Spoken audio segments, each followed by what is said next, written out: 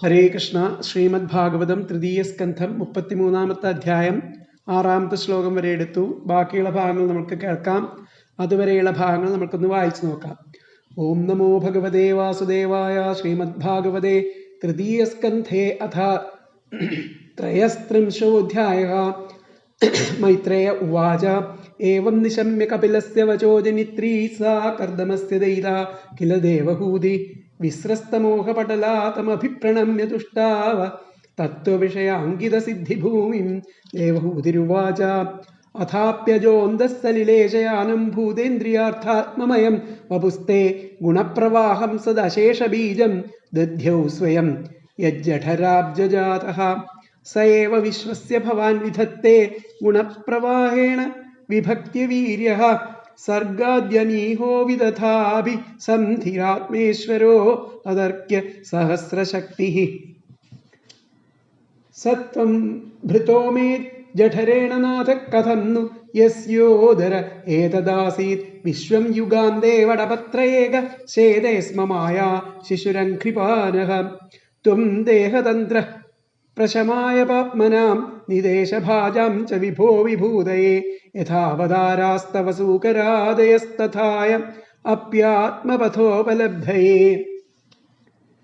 യന്നാമധേയശ്രവണാനുകീർത്തനാദ് യൽപ്രഹ്വണാദ് യത്സ്മരണാദപി ക്വചിൽ ശ്വാദോപി സദ്യസ്തവനായ കൽപ്പതേ കുത പുനസ്തേ ഭഗവന്നുദർശനാദ്. അടുത്തത് 7-ാമത്തെ ശ്ലോകാണ്. അഹോ ബദശ്വപചോതോ ഗരീയാൻ യജ്ജിഹ്വാഗ്രേ വർത്തതേ നാമ തുഭ്യം തേ പുസ്തപസ്തേ ജുഹു സ്വസ്നുരാര്യ ബ്രഹ്മാനൂചുർനാമ ഗൃഹന്തി ഏതേ. എന്നൂടി ചെല്ലാം. അഹോ ബദശ്വപചോതോ ഗരീയാൻ യജ്ജിഹ്വാഗ്രേ വർത്തതേ നാമ തുഭ്യം തേ പുസ്തപസ്തേ ജുഹുഃ സസ്നുരാര്യ ബ്രഹ്മാൻ ഊചുർനാമ ഗൃണന്തിയേതേ.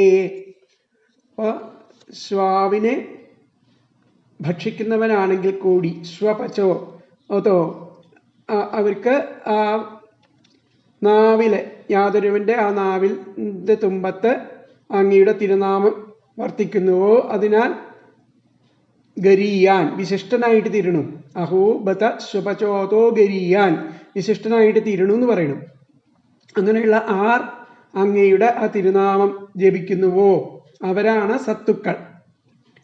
യസ് ജിഹ്വാഗ്രേ വർത്തതേ നാമതുഭ്യം തേ പുസ്തപസ്തേ ജുഹുഃ സസ്നുരാര്യ ബ്രഹ്മാനൂചുർനാമ ഗൃണന്തിയേതേ. അവരാണ് സത്തുക്കൾ എന്ന് പറയണം. ആപഹ തപഹ തേഭു അവർ തപസ് ചെയ്ത് കഴിഞ്ഞിരിക്കുന്നു ഓൾറെഡി. ജുഹുവു ഹോമം ചെയ്തു കഴിഞ്ഞു. സസ്നുഹു തീർത്ഥസ്നാനം ചെയ്തു കഴിഞ്ഞു. ബ്രഹ്മ വേദങ്ങൾ ആനൂജുഹു അധ്യയനം ചെയ്തു കഴിഞ്ഞു. അഹോ ബദാത്യാശ്ചര്യം. ആരാണോ ഭഗവാന്റെ തിരുനാമങ്ങൾ ചെല്ലുന്നത് അവർക്ക് എങ്ങനെയുള്ളവരാണ്? അവര് സത്തുക്കളാണ്. അവര് തപസ് ചെയ്തു കഴിഞ്ഞു. അവർക്ക് അതിന്റെ ഫലം അതിൽക്ക് കിട്ടിക്കഴിഞ്ഞു. ഹോമം ചെയ്തു കഴിഞ്ഞു. തീർത്ഥസ്നാനം ചെയ്തു കഴിഞ്ഞു. വേദങ്ങൾ അധ്യയനം ചെയ്തു കഴിഞ്ഞു. വേറൊന്നും ചെയ്യേണ്ടതായിട്ടില്ല. നമ്മൾ നാമം ജപിച്ചാൽ മാത്രം മതി എന്നുള്ളതാണ് ഇതിലെ ഭഗവാൻ വ്യക്തമാക്കി പറഞ്ഞു തരുന്നത്. അപ്പോൾ ഇതിലത്തെ പദങ്ങൾ നോക്കാം. ശ്വപചഹ അപി ശ്വാവിനെ ഭക്ഷിക്കുന്നവനാണെങ്കിൽ കൂടി യജ്ജിഹ്വാഗ്രേ യാതൊരുവന്റെ നാവിൻ തുമ്പത്ത് തുഭ്യം നാമ അങ്ങയുടെ ആ തിരുനാമം വർത്തതേ വർത്തിക്കുന്നുവോ അതഹ എങ്കിൽ അതിനാൽ ഗരീയാൻ വിശിഷ്ടനാകുന്നു. യേ ആർ തേ അങ്ങയുടെ നാമ തിരുനാമം ഗൃണന്തി ജപിക്കുന്നുവോ തേ ആര്യാഹ അവരാകട്ടെ ആര്യാഹ സത്തുക്കളാകും ശ്രേഷ്ഠന്മാരാകുന്നു അർത്ഥം. തപഹ തേബുഹു അവർ തപസ് ചെയ്തു കഴിഞ്ഞു. ജുഹുവു ഹോമം ചെയ്തു കഴിഞ്ഞു. ജുഹുവുഹു എന്ന് പറഞ്ഞാൽ ഹോമം ചെയ്തു കഴിഞ്ഞു. സസ്നുഹു തീർത്ഥസ്നാനം ചെയ്തു കഴിഞ്ഞു. ബ്രഹ്മ അവേദങ്ങൾ അനൂചുഹു അധ്യയനം ചെയ്തു കഴിഞ്ഞു. അഹോ ബത അത്യാശ്ചര്യം തന്നെ. ഒന്നുകൂടി പറയാത്ത പദങ്ങള് അർത്ഥങ്ങളും. ശ്വപചഹ അപി ശ്വാവിനെ ഭക്ഷിക്കുന്നവനാണെങ്കിൽ കൂടി യജ്ജിഹ്വാഗ്രേ യാതൊരുവന്റെ നാവിന്റെ തുമ്പത്ത് തുഭ്യം നാമ അങ്ങയുടെ തിരുനാമം വർത്തതേ വർത്തിക്കുന്നുവോ അതഹ എങ്കിൽ അതിനാൽ എന്നർത്ഥം ഗരീയാൻ വിശിഷ്ടനാകുന്നു ഏ ആര് തേ അങ്ങയുടെ നാമ തിരുനാമം ഗൃണന്തി ജപിക്കുന്നുവോ തേ ആര്യാ അവരാണ് സത്തുക്കൾ തപഹ തേബുഹു അവർ തപസ് ചെയ്തു കഴിഞ്ഞു ജുഹുവുഹു ഹോമം ചെയ്തു കഴിഞ്ഞു സസ്നുഹു തീർത്ഥസ്നാനം ചെയ്തു കഴിഞ്ഞു ബ്രഹ്മ വേദങ്ങൾ ആനൂജുഹു വേദങ്ങൾ ആനൂജുഹു എന്നാണ് ആനൂജുഹു അധ്യയനം ചെയ്തു കഴിഞ്ഞു അഹോബത അത്യാശ്ചര്യം. അപ്പൊ അതിലത്തെ അന്വയം വന്നിട്ട് ശ്വപചഃ അപി യജിഹ്വാഗ്രേ തുഭ്യം നാമ വർത്തതേ അതഃ ഗരീയാൻ യേ തേ നാമ ഗൃണന്തി തേ ആര്യാഃ തപത്തേബുഹു ജുഹുവുഹു സസ്നുഹു ബ്രഹ്മ ആനൂജുഹു അഹോ ബത. എന്നുകൂടി പറയാം. ശ്വപചഃ അപി ജിഹ്വാഗ്രേ തുഭ്യം നാമ വർത്തതേ അതഃ ഗരീയാൻ യേ തേ നാമ ഗൃണന്തി തേ ആര്യാഃ തപത്തേബു ജുഹുവു സസ്നുഹു ബ്രഹ്മ ആനൂജുഹു അഹോ ബത. ശ്വാവിനെ ഭക്ഷിക്കുന്നവനാണെങ്കിൽ കൂടി യാതൊരുവന്റെ നാവിൻ തുമ്പത്ത് അങ്ങയുടെ തിരുനാമം വർത്തിക്കുന്നുവോ എങ്കിൽ അതിനാൽ അദ്ദേഹം വിശിഷ്ടനാകുന്നു. ആര് അങ്ങയുടെ ആ തിരുനാമം ജപിക്കുന്നുവോ അവരാണ് സത്തുക്കൾ. അവർ തപസ് ചെയ്തു കഴിഞ്ഞു, ഹോമം ചെയ്തു കഴിഞ്ഞു, തീർത്ഥസ്നാനം ചെയ്തു കഴിഞ്ഞു, ആ വേദങ്ങൾ അധ്യയനം ചെയ്തു കഴിഞ്ഞു. അഹോബത അത്യാശ്ചര്യം തന്നെ. അങ്ങയുടെ തിരുനാമങ്ങൾ യാതൊരു ശ്വപചൻ എന്ന് പറഞ്ഞാൽ ചണ്ടാലൻ, താഴ്ന്ന ജാതിക്കാരൻ, ശ്വാവിനെ ഭക്ഷിക്കുന്നവനർത്ഥം. ജിഹ്വാഗ്രത്തിലാണോ വർത്തിക്കുന്നത് അവർ മറ്റാരേക്കാളും യോഗ്യനും ശ്രേഷ്ഠനുമാകുന്നു. അവൻ തപസ് ചെയ്തു കഴിഞ്ഞു, ഹോമങ്ങൾ ചെയ്തു കഴിഞ്ഞു, തീർത്ഥസ്നാനം ചെയ്തു കഴിഞ്ഞു, വേദോച്ചാരണം ചെയ്തു. അഹോ ആശ്ചര്യം തന്നെ. നാമസങ്കീർത്തനം ചെയ്യുക വഴിയായിട്ട് ആ തപസ്, സ്വാധ്യായം, തീർത്ഥസ്നാനം മുതലായവ ചെയ്തു കഴിഞ്ഞതായിട്ട് പരിഗണിക്കണം. അവയെല്ലാം ചെയ്തതിൽ ഉപരി ഫലം നാമസങ്കീർത്തനത്തിനുണ്ട് എന്നുള്ളതാണ് അതിൻ്റെ അർത്ഥം. അവന് കരണീയമായിട്ട് യാതൊരു സൽക്രമവും പിന്നെ അവശേഷിക്കുന്നില്ല എന്നും പൂർവജന്മത്തിൽ ഈ സൽക്കർമ്മങ്ങൾ ചെയ്തതിൻ്റെ ഫലമായിട്ടാണ് നാമസങ്കീർത്തനത്തിന് സാധ്യമായതെന്നും രണ്ട് വിധത്തിൽ അവിടെ വ്യാഖ്യാനിക്കുകയാണ് ചെയ്യുന്നത്. വിഷ്ണു സഹസ്രനാമത്തിൻ്റെ ഫലശ്രുതി ഭഗവത്ഗീത, ഭാഗവതം, ഏകാദശം എന്നിവിടങ്ങളിലെല്ലാം ആ നാമസങ്കീർത്തനത്തിന്റെ വൈശിഷ്ട്യം ഊന്നിപ്പറയുന്നുണ്ട്. തപസ്, തീർത്ഥസ്നാനം ഇത്യാദികൾ ചെയ്യാതെ ചെയ്തതായി പരിഗണിക്കുന്നത് ആ മീമാംസകരുടെ പക്ഷത്തില് അർത്ഥാപത്തിയുടെ പരിധിയിൽ വരും. അർത്ഥാപത്തിരപി ദൃഷ്ടഃ ശ്രുതേഃ അവാർത്ഥോന്യഥാ നോപപദ്യത ഇത്യർത്ഥകൽപ്പന. പ്രമാണഷക്ക വിജ്ഞാതോ യഥാർത്ഥോ നാന്യഥാ ഭവേത് അദൃഷ്ടം കൽപ്പയേതന്യം സാർത്ഥാപത്തിരുദാഹൃത.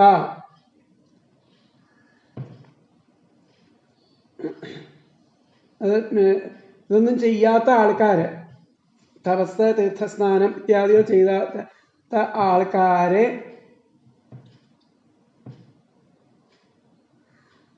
അവര് നാമം ചെല്ലുകയാണെന്നുണ്ടെങ്കിൽ അവരിതൊക്കെ ചെയ്തതായിട്ട് പരിഗണിക്കണമെന്നുള്ളതാണ് ഈ ഇതിലൊക്കെ പറയണത്. അപ്പൊ നമുക്ക് ഇതിൽ ഒന്നുകൂടി അർത്ഥം നോക്കാം. പറഞ്ഞിരിക്കുന്ന അർത്ഥം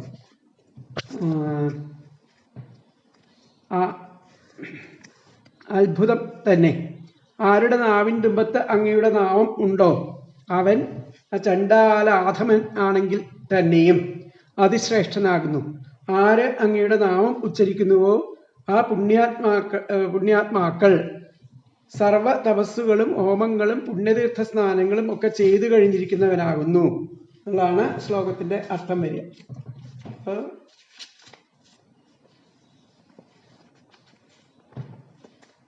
ഹേ ഭഗവൻ, എപ്പോഴെങ്കിലും ഒരിക്കൽ യാതൊരുവന്റെ ആ നാമധേയത്തെ കീർത്തിക്കുകയോ ശ്രവിക്കുകയോ സ്വരൂപത്തെ സങ്കല്പിച്ച് നമസ്കരിക്കുകയോ മനസാസ്മരിക്കുകയോ ചെയ്യുന്ന ചണ്ടാളൻ കൂടെ തൽക്ഷണം പൂജ്യനായി ഭവിക്കുന്നുവെന്ന് ഇന്നലെ പറഞ്ഞു. ആ നിന്ദ്രവടിയുടെ ആനന്ദ സ്വരൂപത്തെ സാക്ഷാത്തായി ദർശിച്ച് ഞാൻ പരിശുദ്ധയും കൃതാർത്ഥിയുമായിട്ട് ഭവിച്ചു എന്ന് പറഞ്ഞു. ഹേ ഭഗവൻ, നിന്തിരുവടിയെ ഭജിക്കാതിരിക്കുന്ന ആ ബ്രാഹ്മണാദികളെക്കാൾ ആ നാമസങ്കീർത്തനം നിരന്തരം ചെയ്യണ ചണ്ടാലൻ പൂജനാകുന്നു എന്ന് പറഞ്ഞു.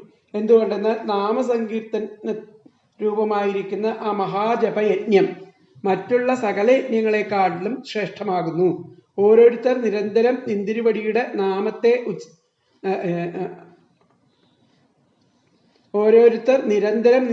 നാമത്തെ ഉച്ചരിക്കുന്നുവോ അവർ തന്നെ ആര്യന്മാർ. അവർ തപസ് ചെയ്തവരും തീർത്ഥസ്നാനം ചെയ്തവരും ഹോമങ്ങളെ അനുഷ്ഠിച്ചവരും വേദം പഠിപ്പിച്ചവരും ആകുന്നു. അവർ ജന്മാന്തരങ്ങളിൽ ആചരിച്ച ആവക സൽക്കർമ്മങ്ങളുടെ ഫലമായിട്ടാണ് ആ നാമസങ്കീർത്തന രൂപമായിരിക്കുന്ന ആ ജപയജ്ഞത്തിൽ അവർക്ക് മനസ്സ് ഉറച്ചു വരുന്നത്. അത്ര മഹിമയുള്ള അങ്ങയുടെ കീർത്തിയെ ഞാൻ കീർത്തിപ്പാൻ ശക്ത ആകുന്നതെങ്ങനെ? യജ്ഞാനാം ജപയജ്ഞോസ്തി ഗീത ഇതിൽ പറയുന്നുണ്ട്. ഇതിലത്തെ വ്യാഖ്യാനം നമുക്കൊന്ന് നോക്കാം.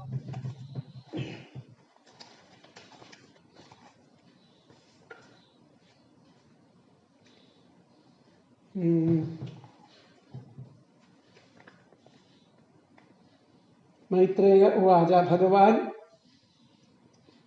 താം ആത്മനോ ഗതിം പ്രദർശ്യ ബ്രഹ്മവാദിൻ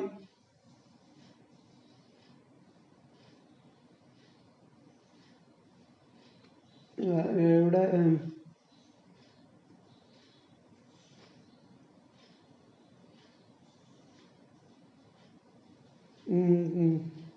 ഭഗവൻ ത്വന്നാമ ശ്രവണ കീർത്തനാദിഭി അങ്ങയുടെ നാമശ്രവണ കീർത്തനാദികളാൽ തന്നെ ശ്വപചോപി ശ്വാക്കളെ ഭക്ഷിക്കുന്നവർ പോലും സദ്യോ പെട്ടെന്ന് യജ്ഞം ചെയ്യപ്പെടാൻ അർഹരായിട്ട് തീരണമെന്നൊക്കെ ഇന്നലെ പറഞ്ഞു. കിംജ തവ നാമ യസ്യ ജിഹ്വാഗ്രേ വർത്തതേ.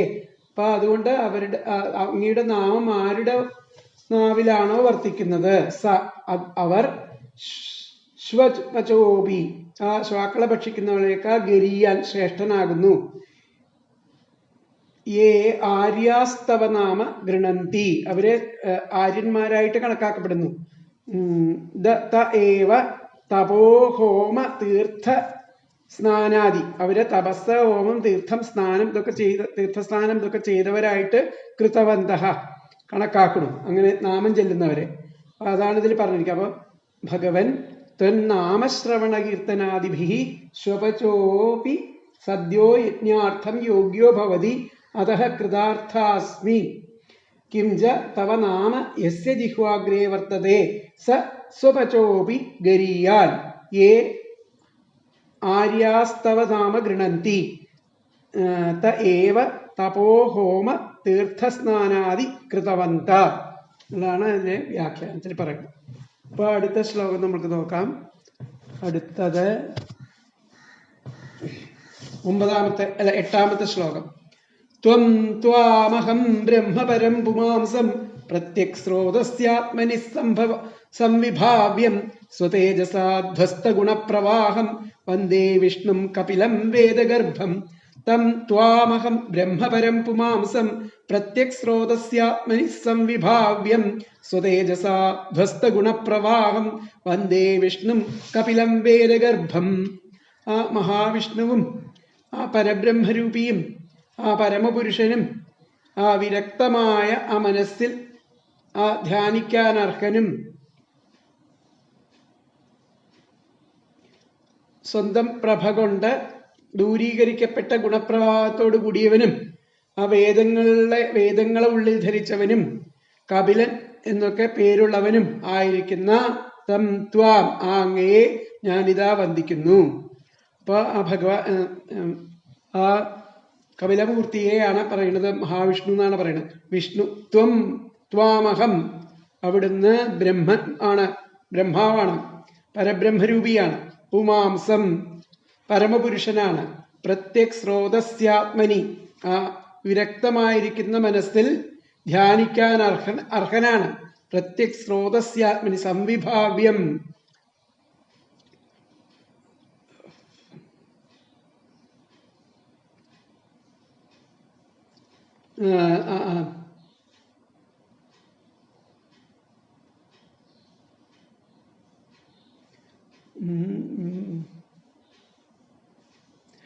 ധ്യാനിക്കാൻ അർഹനാണ്. സംവിഭാവ്യം എന്ന് പറഞ്ഞു കഴിഞ്ഞാൽ ധ്യാനിക്കാൻ അർഹനാണ്.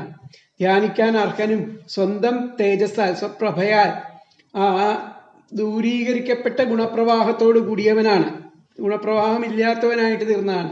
വേദങ്ങളെ ഉള്ളിൽ ധരിച്ചവനാണ്. വേദഗർഭം കപിലൻ, അങ്ങനെയുള്ള ആ കപിലൻ എന്ന നാമധേയത്തോട് കൂടിയ ആയിരിക്കുന്ന അങ്ങയെ ഞാനിതാ വന്ദിക്കുന്നു എന്ന് പറഞ്ഞിട്ട് ദേവഹൂതി മാതാവ് വന്ദിക്കുകയാണ്. അപ്പൊ വിഷ്ണു എന്ന് പറഞ്ഞു കഴിഞ്ഞാൽ മഹാവിഷ്ണു, ബ്രഹ്മ പരബ്രഹ്മരൂപി, പരം പുമാംസം പരമപുരുഷൻ, ഇതൊക്കെ കപിലമൂർത്തിയാണ് പറയണത്.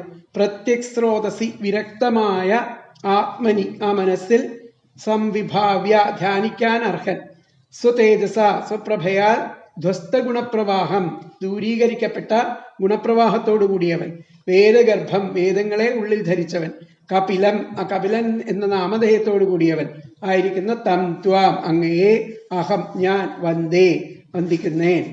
അപ്പൊ ഇതിലത്തെ അന്വയം വന്നിട്ട് വിഷ്ണു ബ്രഹ്മ പരപുമാംസം പ്രത്യക് സ്രോതസി ആത്മനി സംവിഭാവ്യം സ്വതേജസ ധ്വസ്തഗുണപ്രവാഹം വേദഗർഭം കപിലം തം ത്വാം അഹം വന്ദേ.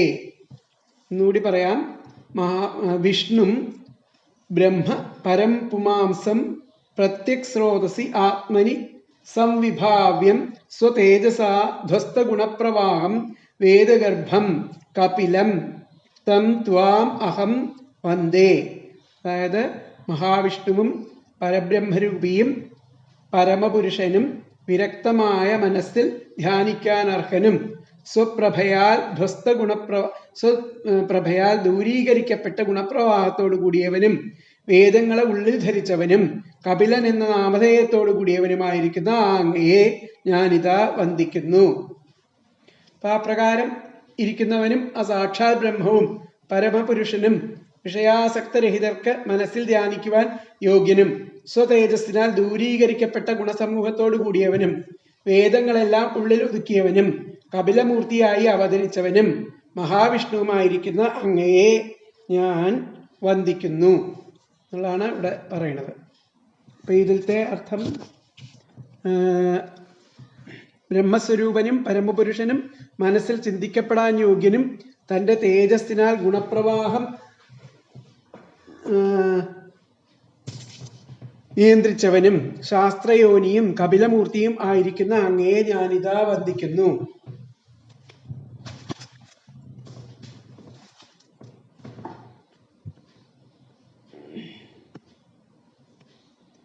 അപ്പോ ഇവിടെ പറഞ്ഞിരിക്കുന്നത്,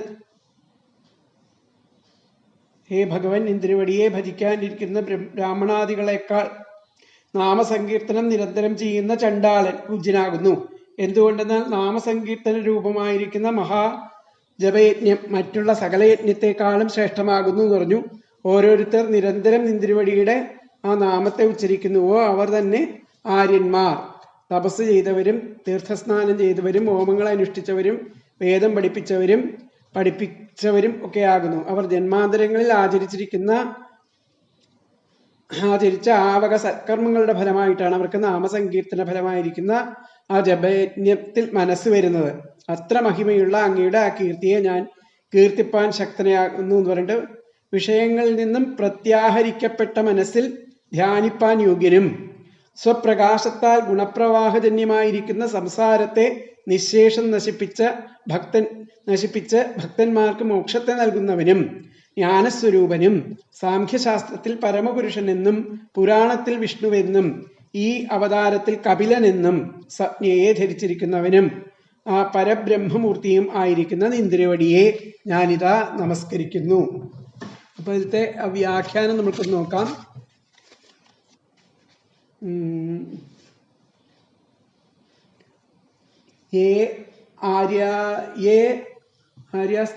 പറഞ്ഞു. അപ്പൊ മൈത്രേയോ ഏവം സ്തുതഃ, അല്ല എന്താണ്,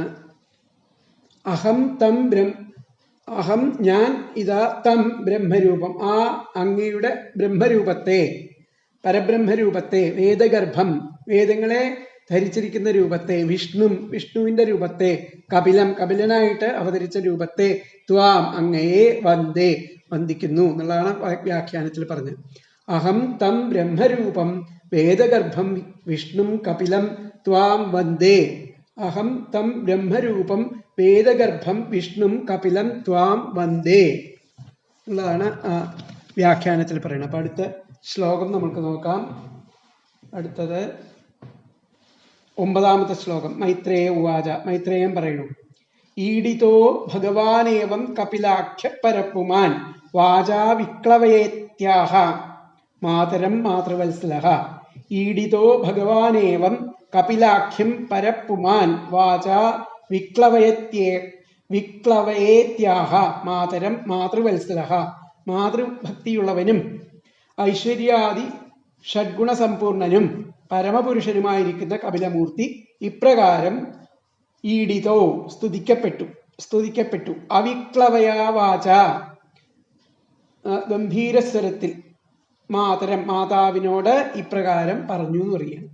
അപ്പൊ ഈഡിതോ സ്തുതിക്കപ്പെട്ടു, ഗംഭീരമായിട്ട് സ്തുതിക്കപ്പെട്ടു ഭഗവാനെ, ആ ഭഗവാനെ ഇപ്രകാരം കപിലാഖ്യ, കപിലൻ എന്ന ആ ഭഗവാനെ പരമ്പുമാനായിരിക്കുന്ന പരംപുരുഷനായിരിക്കുന്ന അങ്ങേ വാച വാക്കുകളെ കൊണ്ട്, ഗംഭീരമായ വാക്കുകളെ കൊണ്ട് വിക്ലവയേത്യാഹ അവിക്ലവയാ വാച ഗംഭീരസ്വരത്തിൽ അവിക്ലവയ വാച വിക്ലവയേത്യാഹ അവിക്ലവയേത്യാഹ ഗംഭീരസ്വരത്തിൽ മാതരം ആ മാതാവിനെ ഇപ്രകാരം മാതാവിനോട് ഇപ്രകാരം പറഞ്ഞു. പദങ്ങൾ നോക്കാം. മാതൃവത്സലഃ മാതൃഭക്തിയുള്ളവനും ഭഗവാൻ ഐശ്വര്യാദി ഷഡ്ഗുണ സമ്പൂർണനും പരഹപ്പുമാൻ പരമപുരുഷനും ആയ കപിലഃ കപിലമൂർത്തി ഏവം ഇപ്രകാരം ഈഡിതഃ സ്തുതിക്കപ്പെട്ട് അവിക്ലവയാ വാച ഗാംഭീര്യസ്വരത്തിൽ മാതരം മാതാവിനോട് ഇതി ആഹ ഇങ്ങനെ പറഞ്ഞു.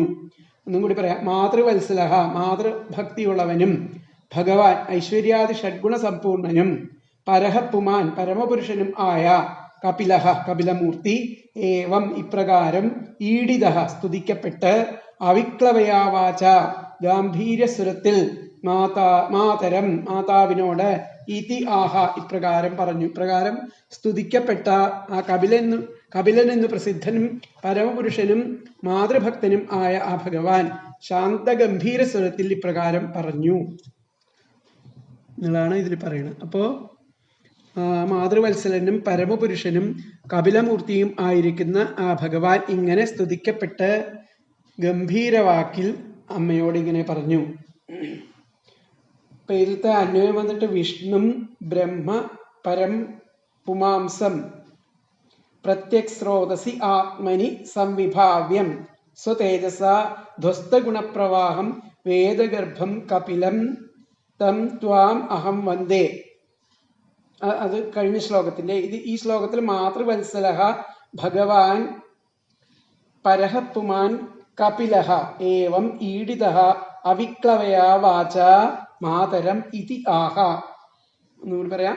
മാതൃവത്സലഃ ഭഗവാൻ പരപ്പുമാൻ കപിലഃ ഏവം ഈഡിത അവിക്ലവയാ വാച മാതരം ഇതി ആഹ. മാതൃഭക്തിയുള്ളവനും ഐശ്വര്യാദി ഷഡ്ഗുണ സമ്പൂർണനും പരമപുരുഷനുമായിരിക്കുന്ന കപിലമൂർത്തി ഇപ്രകാരം സ്തുതിക്കപ്പെട്ട് ആ ഗംഭീരസ്വരത്തിൽ ആ മാതാവിനോട് ഇപ്രകാരം പറഞ്ഞു.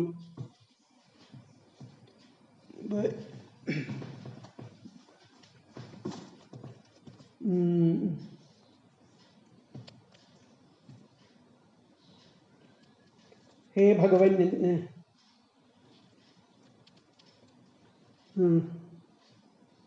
അപ്പൊ ഈ അങ്ങനെയുള്ള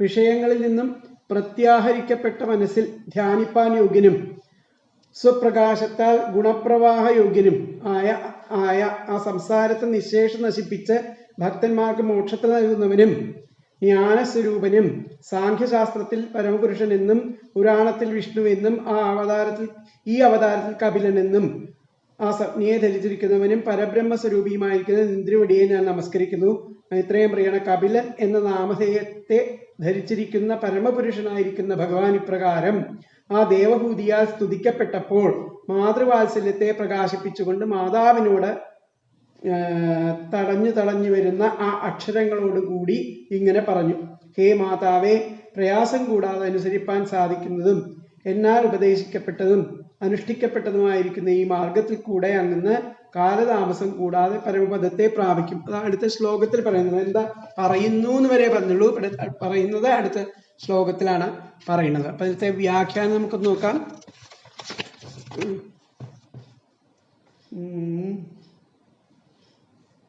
ഏവം സ്തുതഃ, ഇപ്രകാരം സ്തുതിക്കപ്പെട്ട കപിലൻ ഗംഭീരമായിരിക്കുന്ന വാക്കുകളെ കൊണ്ട് മാതരം പ്രാഹ, മാതാവിനോട് പറഞ്ഞു. ഏവം സ്തുതഃ കാപിലോ ഗംഭീരവാണ്യ മാതരം പ്രാഹ. അപ്പൊ അടുത്ത ശ്ലോകത്തിലാണ് എന്താണ് പറഞ്ഞത് എന്ന് പറയുന്നത്. 10ാമത്തെ ശ്ലോകം. മാർഗേണാനേന മാതസ്തേ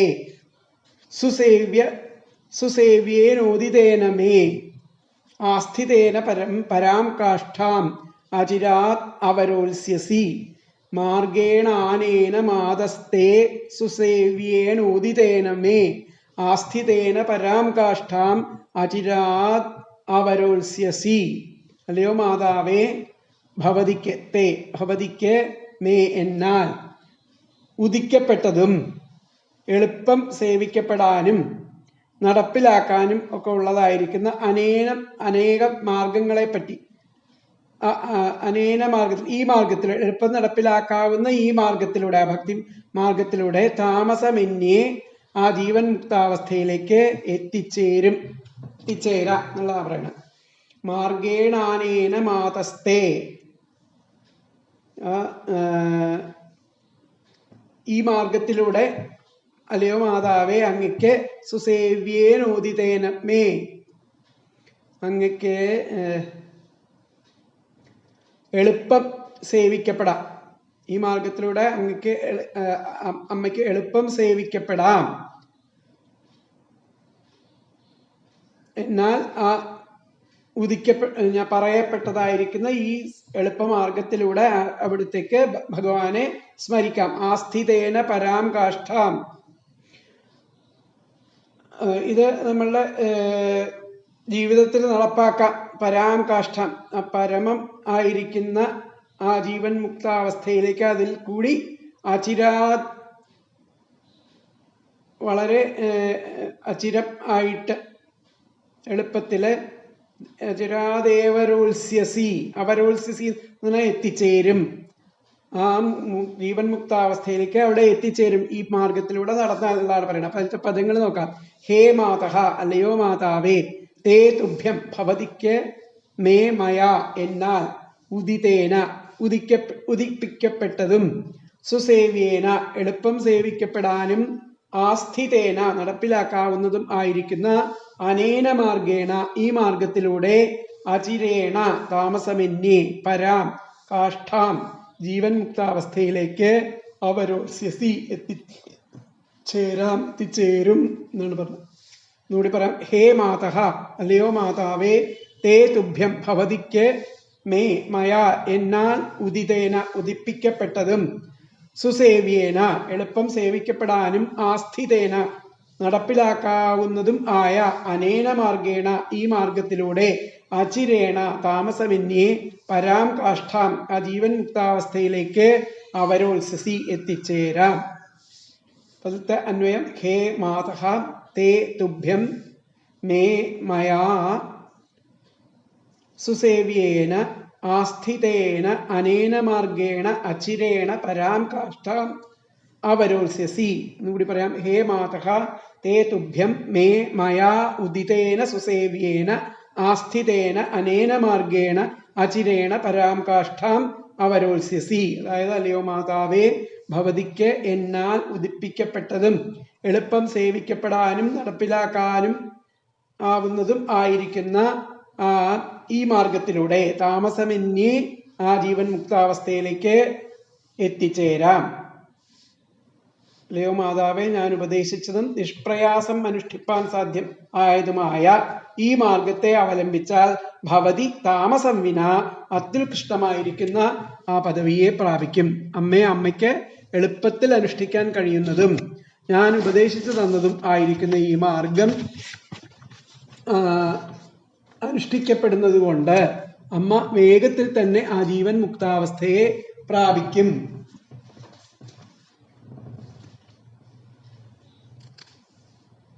ആണ് ഇവിടെ പറഞ്ഞതിൽ എന്താണ്? ഹേ മാതാവേ, പ്രയാസം കൂടാതെ അനുസരിപ്പാൻ സാധിക്കുന്നതും എന്നാൽ ഉപദേശിക്കപ്പെട്ടതും അനുഷ്ഠിക്കപ്പെടുന്നതും ആയ ഈ മാർഗത്തിൽ കൂടെ അങ്ങുന്ന കാലതാമസം കൂടാതെ ആ പരമപദത്തെ പ്രാപിക്കും. അപ്പൊ അത് തന്നെയാണ് ഈ വ്യാഖ്യാനത്തിൽ വരുന്നത്.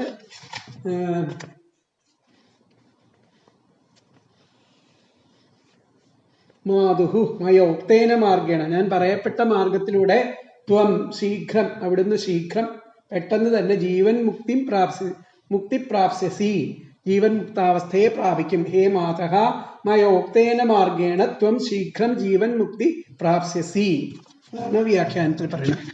അപ്പൊ അടുത്ത ശ്ലോകം 11ാമത്തെ ശ്ലോകം. ശ്രദ്ധസ്വൈതന്മതം മഹ്യം ജുഷ്ടം യത് ബ്രഹ്മവാദിഭിഃ യേന മാമഭവം യായ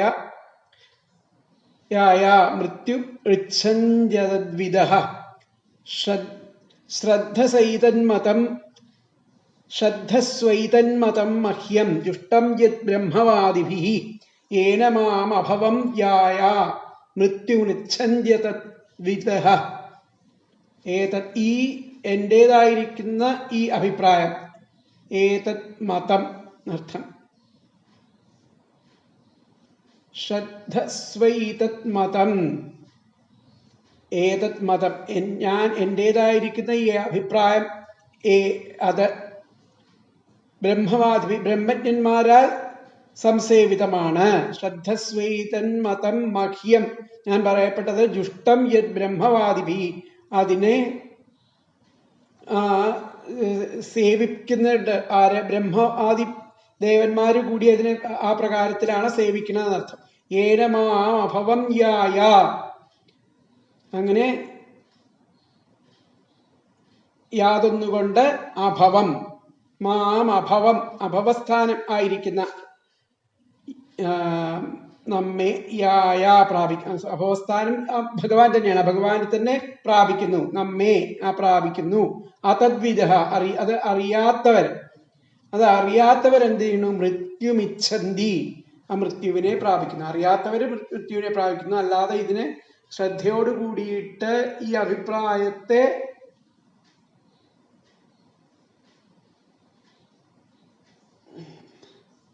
മാനിച്ചാൽ അഭവം എന്നുള്ള അവസ്ഥ ലഭിക്കുന്നു. അതിപ്പോ മാനിക്കാത്തവരെ മൃത്യുവിനെ പ്രാപിക്കുന്നു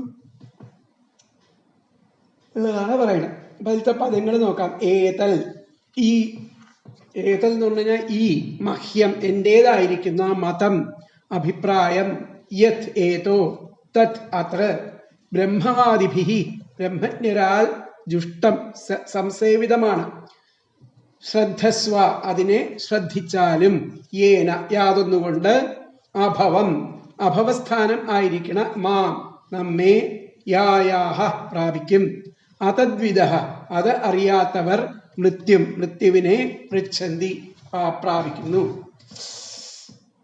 ഏതത് ഈ, മഹ്യം എന്റേതായ, മതം അഭിപ്രായം, യത് ഏതോ, തത് അത്, ബ്രഹ്മവാദിഭി ബ്രഹ്മജ്ഞന്മാരാൽ കൂടി ജുഷ്ടം സംസേവിതമാണ്, ശ്രദ്ധസ്വ അത് ശ്രദ്ധിച്ചാലും, യേന യാതൊന്നുകൊണ്ട്, അഭവം അഭവസ്ഥാനമായിരിക്കുന്ന, മാം എന്നെ നമ്മെ, യായാഹ പ്രാപിക്കും, അതദ്വിദ അത് അറിയാത്തവർ, മൃത്യുവിനെ ഋച്ഛന്തി പ്രാപിക്കുന്നു.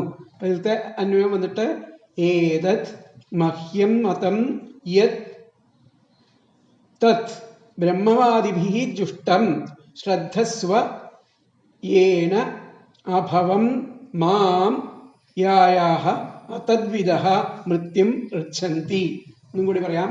ഏതത് മതം, ഏതത് മഹ്യം മതം യത് തത് ബ്രഹ്മവാദിഭിഃ ജുഷ്ടം ശ്രദ്ധസ്വ യേന അഭവം മാം യായാഹ അതദ്വിദഃ മൃത്യും ഋച്ഛന്തി.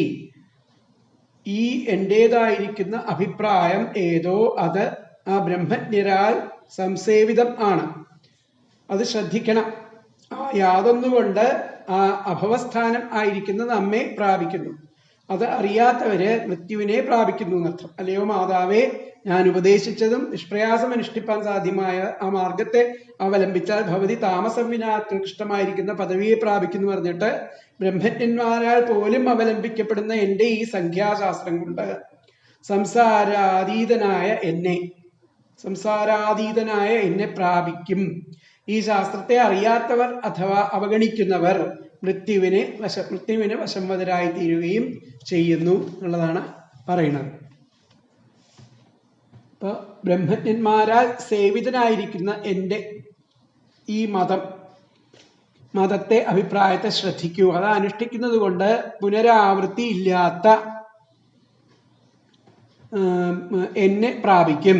അത് അറിയാത്തവർ പിന്നെയും പിന്നെയും സംസാരത്തെ പ്രാപിക്കുന്നു എന്നാണ് ഇത് പറയുന്നത്. ഞാൻ ഉപദേശിച്ചതായിരിക്കുന്ന ഈ മാർഗം വിശ്വാസപൂർവം അനുഷ്ഠിച്ചു കൊള്ളുക. ഇതൊരു പുതിയ മതം അല്ല. മുൻപും ബ്രഹ്മോപദേശം ചെയ്തിരുന്ന ആചാര്യന്മാർ ഈ മാർഗത്തെ ആശ്രയിച്ച് ഉപദേശിച്ചിട്ടുണ്ട്. ഈ മാർഗത്തെ അറിഞ്ഞ് അനുഷ്ഠിക്കുന്നത് കൊണ്ട് ജന്മാദി വികാരങ്ങളെ കടന്നിരിക്കുന്ന എന്നെ അങ്ങൊന്ന് പ്രാപിക്കും. ഇതറിയാത്തവരാകട്ടെ പിന്നെയും ആ സംസാര മാർഗത്തിൽ വന്നു ചേരുന്നു അതാണ് ഇതിൽ പറയുന്നത്. അപ്പൊ ഇതിന്റെ വ്യാഖ്യാനം വന്നിട്ട് ഭഗവൻ ത്വന്നാമ ഏവം സ്തുതഃ കപിലോ ഗംഭീര വാണ്യാ മാതരം പ്രാഹ കപില ദേവഃ ഉവാച മാതാവേ മയോക്തേന മാർഗേണ ത്വം ശീഘ്രം ജീവൻ മുക്തി പ്രാപ്സ്യസി. ബ്രഹ്മവാദിഭി ദേവന്മാർക്ക് പോലും സേവിക്കുന്ന എൻ്റെ ഏതത് മതം ഈ മതത്തെ ശ്രദ്ധയോട് കൂടിയിട്ട് ആരെ അനുസരിക്കുന്നുവോ അവര് മാം പ്രാപ്സ്യസി അവരെ എന്നെ പ്രാപിക്കുന്നു. ഹേ മാതുഹു മയോക്തേന മാർഗേണ ത്വം ശീഘ്രം ജീവൻ മുക്തി പ്രാപ്സ്യസി. ബ്രഹ്മവാദിഭി സേവിതം മേ ഏതത് മതം ശ്രദ്ധസ്വ മാം പ്രാപ്സ്യസി. അപ്പൊ അടുത്ത ശ്ലോകം 12ാമത്തെ ശ്ലോകം.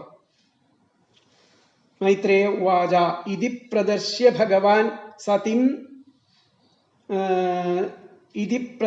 ഭഗവാൻ സതിം താമാത്മനോഗതിം സ്വമാത്രാ ബ്രഹ്മവാദിന്യാ കപിലോനുമതോ യയൗ. ഇതി പ്രദർശ്യ ഭഗവാൻ സതിം താമാത്മനോഗതിം സ്വമാത്രാ ബ്രഹ്മവാദിന്യാ കപിലോനുമതോ യയൗ. അങ്ങനെ ഭഗവാനായിരിക്കുന്ന ആ കപിലൻ ആ ആത്മാവിന്റെ ഈ വിശേഷത്തെ പറ്റിയിട്ട് ശ്രേഷ്ഠമായിരിക്കുന്ന ആ മാതാവിനെ ഇപ്രകാരം ആണ് കാട്ടിക്കൊടുത്ത് ആ ബ്രഹ്മജ്ഞാനി ആയ ആ മാതാവിനാൽ ആ അനുമതി നൽകപ്പെട്ടവനായിട്ട് പോയി. അവരുടെ ആ അനുമതിയോട് കൂടിയിട്ട് അദ്ദേഹം അവിടെ നിന്നും പോയി എന്ന് പറയും ആ കപില ഭഗവാൻ. അപ്പൊ ഭഗവാനായിരിക്കുന്ന കപിലഹ ആ കപിലൻ ആത്മനഹ ആ ആത്മാവിന്റെ ആത്മാവിന്റെ ഗതിവിശേഷത്തെ പറ്റി സതീം ആ ശ്രേഷ്ഠയായിരിക്കുന്ന താം ആ തന്റെ മാതാവിനെ ഇങ്ങനെയെന്ന് പ്രദർശ്യ കാട്ടിക്കൊടുത്ത് ബ്രഹ്മജ്ഞാനിയായിരിക്കുന്ന സ്വമാത്ര തന്റെ മാതാവിനാൽ അനുമതി നൽകപ്പെട്ടവനായിട്ട് യയോ അവിടെ നിന്നും പോയി എന്നാണ് പറയുന്നത്. അപ്പോൾ ഒന്നുകൂടി പറയാം.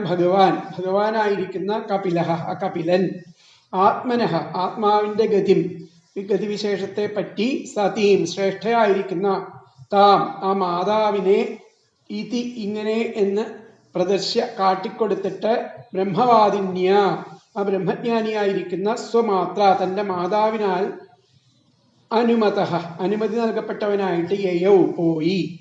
അതിലത്തെ പദങ്ങള് മനസ്സിലായി. അന്വയം വന്നിട്ട് ഭഗവാൻ കപിലഹ ആത്മനഃ ഗതിം സതീം താം ഇതി പ്രദർശ്യ ബ്രഹ്മവാദിന്യ സ്വമാത്ര അനുമതഃ യയൗ. എന്നുകൂടി പറയാം. ഭഗവാൻ കപിലഹ ആത്മനഃ ഗതിം ആത്മനഃ ഗതി സതീം താം മാതരം ഇതി പ്രദർശ്യ ബ്രഹ്മവാദിന്യ സ്വമാത്ര അനുമതഃ യയൗ. ഭഗവാൻ ആയിരിക്കുന്ന ആ കപിലൻ ആ ആത്മാവിൻ്റെ ഗതിവിശേഷങ്ങളെ പറ്റിയിട്ട് ശ്രേഷ്ഠയായിരിക്കുന്ന തൻ്റെ ആ മാതാവിനെ ഇങ്ങനെ എന്ന് കാട്ടിക്കൊടുത്തിട്ട് ആ ബ്രഹ്മജ്ഞാനിയായിരിക്കുന്ന തൻ്റെ ആ മാതാവിനാൽ അനുമതി നൽകപ്പെട്ടവനായിട്ട് അവിടെ നിന്നും പോയി. സാധ്വിയായ ആ മാതാവിന് ആത്മാവിനെ പ്രാപിക്കാനുള്ള ഈ മാർഗം ഇപ്രകാരം കാണിച്ചു കൊടുത്ത ശേഷം ആ ബ്രഹ്മജ്ഞാനിയായിരിക്കുന്ന ആ മാതാവിൻ്റെ ബ്രഹ്മജ്ഞയായ ആ മാതാവിൻ്റെ അനുവാദത്തോടെ കപില മഹർഷി കപിലമുനി യാത്രയായി. കപിലമുനിയുടെ ആശ്രമസ്ഥാനവും മറ്റും ആ അധ്യായാന്ത്യത്തിൽ പറയുന്നുണ്ട്. ദേവഹൂതിയുടെ അനന്തര ജീവിതം മുതലായ കാര്യങ്ങളാണ് അവശേഷിച്ച ഭാഗങ്ങൾ ഇനി പറയുന്ന ഭാഗങ്ങളിൽ. അപ്പോൾ ഇവിടെ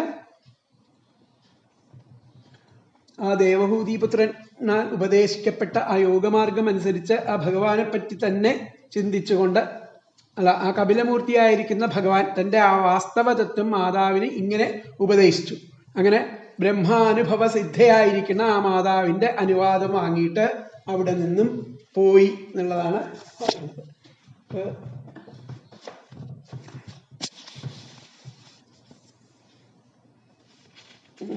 മൈത്രേയൻ ആത്മാവിനെ പ്രാപിക്കേണ്ടതായ മാർഗത്തെ ഇപ്രകാരം മാതാവിന് ഉപദേശിച്ച ആ ഭഗവാൻ കപിലാചാര്യൻ ബ്രഹ്മജ്ഞയായ മാതാവിൻ്റെ അനുവാദം സിദ്ധിച്ചതിനാൽ അവിടെ നിന്നും വിട്ടുപോയി. ഇതിലത്തെ വ്യാഖ്യാനം വന്നിട്ട്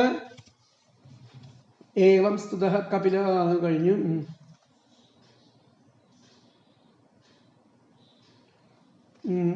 ഹേ മാതുഹു അല്ലയോ മാതാ അതല്ല മൈത്രേയ വാച ഭഗവാൻ താം ആത്മനോഗതിം പ്രദർശ്യ ആ ഭഗവാൻ തൻ്റെ ആത്മഗതിയെ കാട്ടിക്കൊടുത്ത് ആ ബ്രഹ്മവാദിന്യ ബ്രഹ്മജ്ഞാനം സിദ്ധിച്ചിട്ടുള്ള തയാനുജ്ഞാതോ ആ അമ്മയുടെ ആ അനുജ്ഞ വാങ്ങിയിട്ട് യയോ ഇവിടെ നിന്നും പോയി. ഭഗവാൻ താം ആത്മനോഗതിം പ്രദർശ്യ ബ്രഹ്മവാദിന്യ തയാനുജ്ഞാതോ യയൗ എന്നുള്ളതാണ് അതിലത്തെ വ്യാഖ്യാനം വന്നിട്ട് പറഞ്ഞിരിക്കുന്നത്. അപ്പൊ അടുത്ത ശ്ലോകം 13ാമത്തെ ശ്ലോകം. സാജാപിതനയോക്തേന യോഗാദേശേന യോഗദൃക് യോഗയുക് തസ്മിൻ ആശ്രമ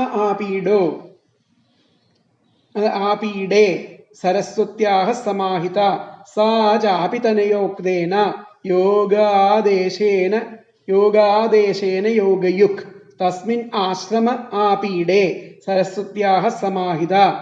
അങ്ങനെ ആ പുത്രനാൽ തനയോക്തേന പുത്രനാൽ ഉപദേശിക്കപ്പെട്ട ആ യോഗമാർഗത്തിലൂടെ യോഗിനിയായി തീർന്ന ആ ദേവഹൂതി മാതാവാകട്ടെ ആ സരസ്വതി നദിയുടെ ആ ഉത്തമ സ്ഥാനമായിരിക്കുന്ന ആശ്രമത്തിൽ ഏകാഗ്രതയോടെ വസിച്ചു. അപ്പോ സാചാപി അപ്രകാരം തനയോക്തേന ആ പുത്രനാൽ ഉപദേശിക്കപ്പെട്ട യോഗാദേശേന ആ യോഗമാർഗത്തിലൂടെ യോഗയുക് ആ യോഗിനിയായി തീർന്നിട്ട് ആ സ്വന്തം ആശ്രമത്തിൽ തസ്മിൻ ആശ്രമേ അവിടെ ഇരുന്നു. അവിടെ ആശ്രമത്തിൽ ഏകാഗ്രമായിട്ട് വസിച്ചു. ആ പീഡേ സരസ്വത്യാ സരസ്വതി നദിയുടെ തീരത്തുള്ള ആ ഉത്തമ സ്ഥാനത്ത് അവിടെ വസിച്ച് ഏകാഗ്രതയോടെ ആ ഭഗവാനെ പ്രാർത്ഥിച്ചു നിൽക്കും. അപ്പൊ തനയോക്തേന പുത്രനാൽ ഉപദേശിക്കപ്പെട്ട യോഗാദേശേന ആ യോഗചര്യയിലൂടെ ആ യോഗിനിയായി തീർന്ന അസാച അപ്പി ആ ദേവഹൂതി മാതാവാകട്ടെ സരസ്വത്യാഹ സരസ്വതി നദിയുടെ ആ പീഡേ ഉത്തമസ്ഥാനമായിരിക്കുന്ന തസ്മിൻ ആശ്രമേ ആ ആശ്രമത്തിൽ സമാഹിത ഏകാഗ്രതയോടെ വസിച്ചു. ഒന്നും കൂടി പറയാം. തനയോക്തേന പുത്രനാൽ ഉപദേശിക്കപ്പെട്ട യോഗാദേശേന യോഗചര്യയിലൂടെ യോഗയുക് യോഗിനിയായി തീർന്ന സാച അപി ആ ദേവഹൂതിയാകട്ടെ സരസ്വത്യാഹ സരസ്വതി നദിയുടെ ആ പീഡേ ഉത്തമസ്ഥാനമായിരിക്കുന്ന തസ്മിൻ ആശ്രമേ ആ ആശ്രമത്തിൽ സമാഹിത ഏകാഗ്രതയോടെ വസിച്ചു.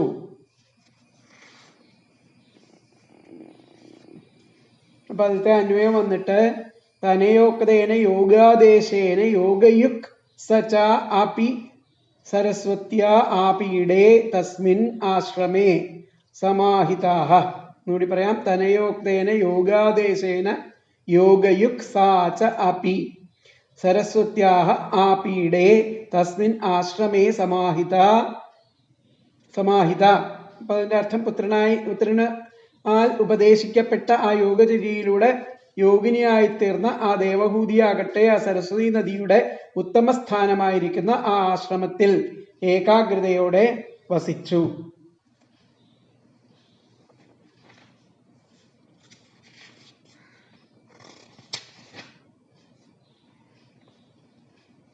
പുത്രൻ യാത്രയായ ശേഷം ആ ദേവഹൂതി സരസ്വതി തീരത്തുള്ള കർദമ ആരാമത്തിൽ ഏകാഗ്രചിത്തയായിരുന്നു എന്നാണ് പറയുന്നത്.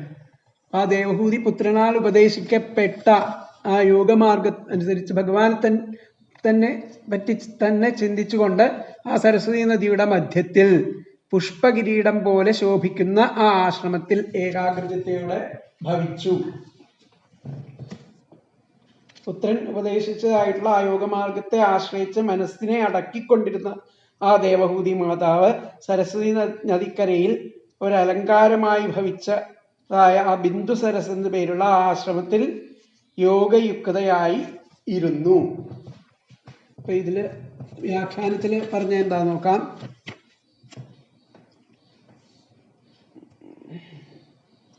ഭഗവാൻ താം ആത്മനോ ഗതിം പ്രദർശ്യ ബ്രഹ്മവാദിന്യാ തയാ അനുജ്ഞാതോ യയൗ സാ കപിലോക്തേന മാർഗേണ തസ്മിൻ ആശ്രമേ. കപിലോക്തമായിരിക്കുന്ന മാർഗത്തിലൂടെ ആ ആശ്രമത്തില് ഏകാഗ്രയായിട്ട് അവിടെ ഇരുന്നു. സാ കപിലോക്തേന മാർഗേണ മാർഗത്തിൽ അവിടെ ഇരുന്നു. തസ്മിൻ ആശ്രമേ ഉള്ളതേ ഇതില് വ്യാഖ്യാനത്തിൽ പറഞ്ഞിട്ടുള്ളൂ. അപ്പൊ അടുത്ത ശ്ലോകം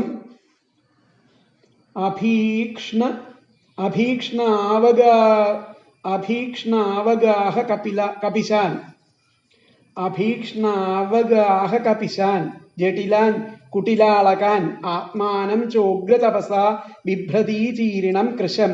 അഭീക്ഷ്ണാവഗാഹ കപിശാൻ ജടിലാൻ കുടിലാളകാൻ ആത്മാനം ചോഗ്രതപസാ ബിഭ്രതീചീരിണം കൃശം. അക്ഷരങ്ങൾ ശ്രദ്ധിക്കണം. അഭീക്ഷ്ണാവഗാഹ കപിശാൻ എന്ന് പറഞ്ഞു കഴിഞ്ഞാൽ അതാത് നേരം മുടക്കമില്ലാതെ മുങ്ങിക്കുളിക്കുകയാൽ. അഭീക്ഷ്ണാവഗാഹ കപിശാൻ മുങ്ങിക്കുളിക്കുകയാൽ ചെമ്പിച്ചതും ജടിലാൻ ജട പിടിച്ചതും ആയിരിക്കുന്ന കുടിലാളകാൻ ചുരുൾമുടി ആ ചുരുൾമുടിയോട് കൂടിയിട്ട് ഉഗ്രതപസ് കൊണ്ട് കൃശം മെലിഞ്ഞിട്ട് ചീരിണം മരൂരി ധരിച്ചിട്ട് ശരീരത്തെ ധരിച്ചുകൊണ്ട് സ്ഥിതയായി ആത്മാവിൽ ആത്മാവിനെ ധ്യാനിച്ചുകൊണ്ട് അവിടെ ഇരുന്നു ആ ദേവഹൂതി മാതാവ് എന്നുള്ളത്. എങ്ങനെയൊക്കെയാണ്? അഭീക്ഷ്ണാവഗാഹ കപിശാൻ അതാതു നേരം മുടക്കമില്ലാതെ മുങ്ങിക്കുളിക്കുകയാൽ ചെമ്പിച്ചതും ജടിലാൻ ജട പിടിച്ചതും ആയിരിക്കുന്ന കുടിലാളകാൻ ചുരുൾമുടി ഓടുകൂടിയിട്ട് ഉഗ്രതപസ് കൊണ്ട് മെലിഞ്ഞ് മരവുരി ധരിച്ച ശരീരവും ഒക്കെ ധരിച്ചുകൊണ്ട് ആ ദേവഹൂതി മാതാവ് അവിടെ ഇരുന്നു അർത്ഥം. അതിലത്തെ അന്വയം വന്നിട്ട് അഭീക്ഷ്ണാവഗാഹ കപിശാൻ ജടിലാൻ കുടിലാളകാൻ ഉഗ്രതപസാ കൃശം ചീരിണം ആത്മാനം ച ബിഭ്രതി. ഒന്നും കൂടി പറയാൻ. അഭീക്ഷ്ണാവഗാഹ കപിശാൻ ജടിലാൻ കുടിലാളകാൻ ഉഗ്രതപസാ കൃശം ചീരിണം ആത്മാനം ച ബിഭ്രതി തസ്ഥൗ സ്ഥിതയായി അവിടെ. അപ്പൊ അതാത് നേരം മുടക്കമില്ലാതെ മുങ്ങിക്കുളിക്കുകയാൽ ചെമ്പിച്ചതും ജട പിടിച്ച ചുരുൾമുടി ചുരുൾമുടിയോട് കൂടിയിട്ട് ഉഗ്രതപസ് കൊണ്ട് മെലിഞ്ഞ് മരവുരി ധരിച്ച ശരീരവും ചേർത്ത് അവിടെ ധരിച്ചുകൊണ്ട് അവിടെ സ്ഥിതയായി ആ ദേവഹൂതി മാതാവ് എന്നർത്ഥം. അപ്പോ കർദമാരാമത്തിൽ ഏകാഗ്രചിത്തനായി മരവുരി ഉടുത്തു, തലമുടി ജട പിടിച്ചു, അങ്ങനെ ഉഗ്രമായ തപശ്ചര്യയിൽ വ്യാപൃതയായി എന്നുള്ളതാണ് പറയുന്നത്.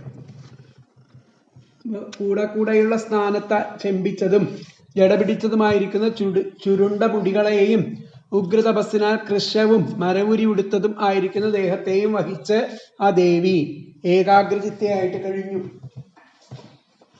സരസ്വതി നദീ തീരത്തില് പുത്രൻ ഉദ്ദേശിച്ച പ്രാതകാലം, മധ്യാഹ്നകാലം, സായങ്കാലം എന്നീ 3 കാലങ്ങളിലുള്ള സ്നാന നിമിത്തം കപശ നിറത്തോടു കൂടിയത്, അതായത് ചെമ്പിച്ച നിറത്തോടു കൂടിയതും, കപശ നിറം ചെമ്പിച്ച നിറം, ജട പിടിച്ചും ഇരിക്കുന്ന കുറുനിരകളെയും ചേർത്ത് ആ ഉഗ്രതപസ് നിമിത്തം മരവുരിയെ ഉടുത്തും തന്നെ ആ കൃഷഗാത്രയായിരിക്കുന്ന ദേവഹൂതി മാതാവ് അവിടെ ഏകാഗ്രചിത്തയായിട്ട് ഇരുന്നു എന്നുള്ളതാണ് പറയുന്നത്. അപ്പൊ അതില് വ്യാഖ്യാനത്തില് എന്താ പറഞ്ഞത് നോക്കാം.